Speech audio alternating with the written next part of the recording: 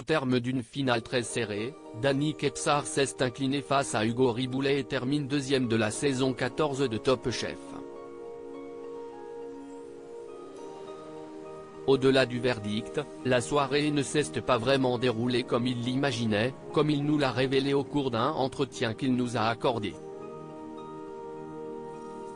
Qui dit finale de Top Chef dit épreuve grandiose. En effet, pour cet ultime épisode, Hugo Riboulet et Danny Kepsar ont mis les petits plats dans les grands afin de réaliser un menu de gala pour 100 bénévoles de la Croix-Rouge dans le cadre majestueux d'un palace parisien. Des jurés d'un soir qui avaient la lourde tâche de désigner le grand gagnant de la saison 14 en répartissant 10 points entre les menus des deux candidats. Des voix qui ont été décisives puisqu'avant eux, l'ex-chef de brigade ont établi une égalité parfaite entre les deux finalistes.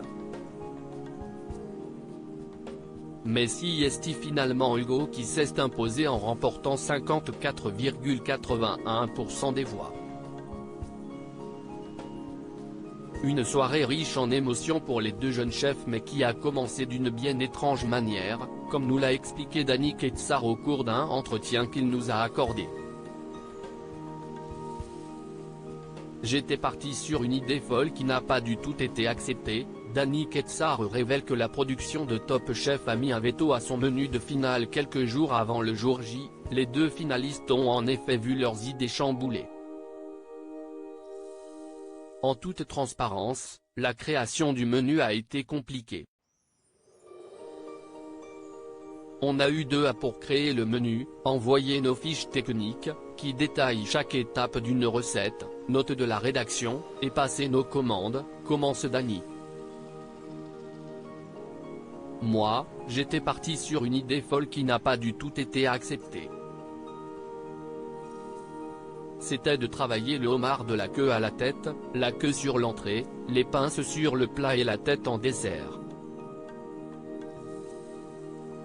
Ça avait énormément de sens pour moi, avec une créativité folle. Ça n'a pas été accepté parce qu'Hugo avait également choisi le homard comme produit sur son plat. La production nous a dit que ce n'était pas possible en termes de budget. Si Hugo a dû changer son plat, moi, ça m'a changé l'intégralité du menu. J'ai dû refaire un menu express, a-t-il détaillé. Top Chef, les chefs de brigade valident-ils les menus des finalistes en amont?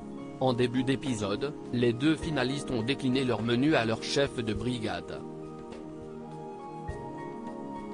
Si Philippe Etchebest a trouvé le menu d'Hugo stratégiquement intelligent, Hélène Darroze s'est montrée plus mitigée sur celui de Danny.